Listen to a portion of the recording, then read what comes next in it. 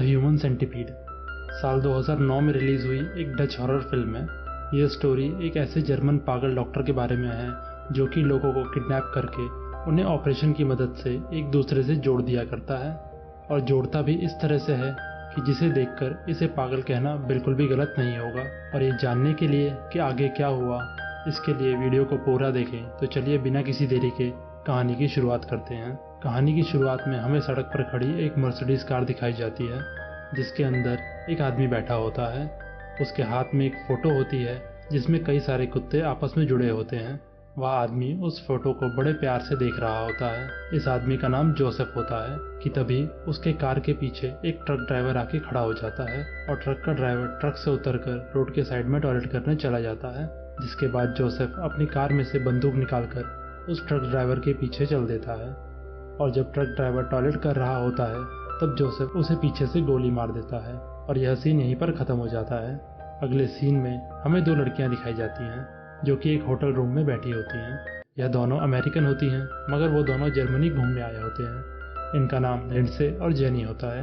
Lindsey को Amy का call आता है और जेनी फोन पर किसी से बंकर नाम के नाइट क्लब का एड्रेस पूछ रही होती है। दूसरी तरफ लिंडसे अपनी दोस्त एमी को बता रही होती है कि अभी हम जर्मनी में हैं और कुछ ही दिनों में इटली के लिए निकलेंगे। और जैसे कि मैंने पहले बताया था कि ये दोनों वर्ल्ड टूर पे निकले थे, पर वहाँ जर्मनी में जेनी की दोस्ती एक लड़के से हो जाती है जो कि उन्हें पार्टी में इनवाइट करता है, और फिर कुछ ही देर में वो दोनों नाइट क्लब के लिए निकल जाते हैं। पर कुछ दूर जाने के बाद वो लोग रास्ता भटक जाते हैं और कुछ दूर चलने के बाद उनकी गाड़ी का टायर पंचर हो जाता है। वह लोग गाड़ी से बाहर निकलते हैं और टायर चेक करते हैं, और फिर लिंडसे कार सर्विस वालों को कॉल लगाती है, और वहाँ सिग्नल ना होने के कारण वह लोग किसी को कॉल नहीं लगा पाते। और जब वह लोग गाड़ी के अंदर बैठे होते हैं तो पीछे से एक दूसरी कार आती है। उस कार में एक बूढ़ा आदमी बैठा होता है। लिंडसे उससे कहती है कि हमारी गाड़ी का टायर पंचर हो गया है और हमें मदद की ज़रूरत है, पर उस आदमी को इंग्लिश नहीं आती थी। वह इन दोनों को स्लट समझ रहा था और उन्हें अजीब तरीके से देख रहा था, और वो थोड़ी देर बाद वहाँ से चला जाता है। जिसके बाद वह दोनों गाड़ी से उतरकर पैदल चलना चालू कर देते हैं। वह दोनों जंगल की ओर चल देते हैं और फिर वह दोनों एक दूसरे को यह रास्ता चुनने के लिए ब्लेम करना चालू कर देते हैं। और तभी लिंडसे को कुछ दूर पर एक रोशनी दिखाई देती है और अब बारिश भी शुरू हो गई थी। वह दोनों भागकर उस घर की तरफ जाते हैं और घर का दरवाज़ा खटखटाना चालू कर देते हैं, और तभी घर के अंदर से एक आदमी आता है, और यह और कोई नहीं बल्कि जोसेफ था जिसे हमने कहानी की शुरुआत में देखा था। वह दोनों उसे अपनी परेशानी बताती हैं और कहती हैं कि हमें एक फ़ोन कॉल करना है, जिस पर जोसेफ उन्हें अंदर आने की परमिशन दे देता है। जोसेफ उन दोनों से पूछता है कि क्या तुम टूरिस्ट हो, जिस पर वह दोनों बोलती हैं कि हम अमेरिका से आए हैं।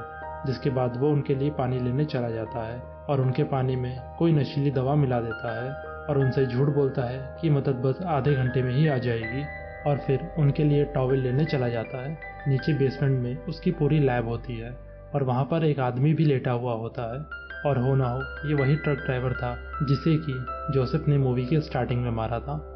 यहाँ ऊपर जेनी कहती है कि हमें किसी टैक्सी वाले को कॉल करके यहाँ से जल्दी निकल जाना चाहिए, पर तभी जोसेफ ऊपर आ जाता है।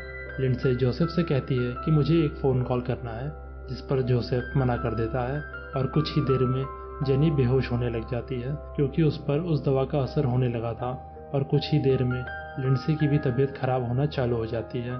फिर जोसेफ लिंडसे को पकड़कर उसके गले में एक इंजेक्शन लगा देता है।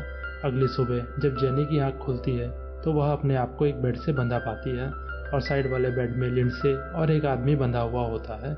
जेनी ज़ोर ज़ोर से चिल्लाने लग जाती है, जिसकी आवाज़ सुनकर जोसेफ नीचे आ जाता है। जेनी उससे पूछती है कि तुम हमारे साथ क्या कर रहे हो, जिसके बाद जोसेफ उस आदमी के पास जाता है और कहता है कि तुम्हारा ब्लड ग्रुप मैच नहीं कर रहा है, मुझे तुम्हें जान से मारना होगा, और उसके बाद वो उसे एक इंजेक्शन देकर जान से मार देता है।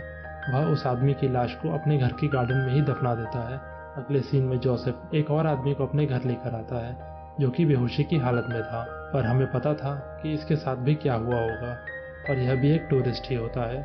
जोसेफ उसे भी बाकियों की तरह बेड पर बांध देता है, और फिर जोसेफ उन तीनों को अपने काले मंसूबों के बारे में बताता है। वह बताता है कि मैं एक रिटायर्ड सर्जन हूँ जिसने कि कुछ सालों पहले एक स्पेशल ट्विंस को अलग किया था, और जिसके बाद उसका दुनिया में काफ़ी नाम भी हुआ था। फिर वह उन्हें आगे होने वाले ऑपरेशन की डिटेल में जानकारी देता है, जिसको देखने के बाद उन तीनों की रूह कांप जाती है। वह बताता है कि किस तरह वह उन तीनों को ऑपरेशन के जरिए जोड़ने वाला है। वह कहता है कि अब मैं तुम लोगों को एक ह्यूमन सेंटीपीड में बदल दूंगा। अगले सीन में जोसेफ उन तीनों को एनेस्थीसिया का इंजेक्शन देके बेहोश करने की कोशिश करता है, पर लिंडसे किसी तरह अपने आप को छुड़ाकर वहां से भाग जाती है। ऊपर जाने के बाद लिंडसे एक कमरे में छुप जाती है। जोसेफ उसे ढूंढता हुआ उसके पीछे आ जाता है और उसे दरवाजा खोलने के लिए कहता है, पर लिंडसे दरवाजा नहीं खोलती। थोड़ी देर बाद लिंडसे को लगता है कि जोसेफ वहां से चला गया, और जैसे ही वह खिड़की से पर्दा हटाती है तो जोसेफ सामने ही खड़ा होता है और वह खिड़की का शीशा तोड़कर अंदर आ जाता है। लिंडसे किसी तरह रूम से बाहर निकलकर भागती है और स्विमिंग पूल में गिर जाती है, जिसके बाद जोसेफ आकर उसे बोलता है कि अब तुम ह्यूमन सेंटीपीड का मिडिल पीस बनोगी, जिस पर लिंडसे उससे बोलती है कि इससे अच्छा हो कि तुम मुझे जान से ही मार दो। और तभी लाइट चली जाती है और जोसेफ जनरेटर ऑन करने के लिए जाता है, और इसी बीच लिंडसे एक बार फिर वहां से भाग जाती है। वह उसी रूम में वापस जाती है जहां से जोसेफ कांच तोड़ के अंदर आया था, पर वो वहां से भागने की बजाय वापस जेनी के पास आती है। वह जेनी को खोलती है और जेनी को घसीट के ऊपर ले जाने की कोशिश करती है, क्योंकि वह अभी भी बेहोश थी। वह जेनी को किसी तरह घर के बाहर ले जाती है, पर तभी जोसेफ उसे पीछे से एक नशे की गोली मार देता है।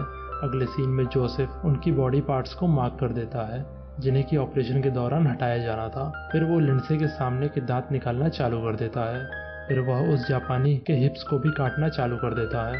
काफी थक जाने के बाद जोसेफ आराम करने चला जाता है, और अगले सीन में हम यह देख पाते हैं कि उसने उन तीनों को आपस में जोड़ दिया था, यानी सबसे आगे जापानी था, बीच में लिंडसे और आखिर में जेनी। उसने उन तीनों के घुटनों की हड्डियां भी निकाल दी थी ताकि वो लोग खड़े ना हो सके।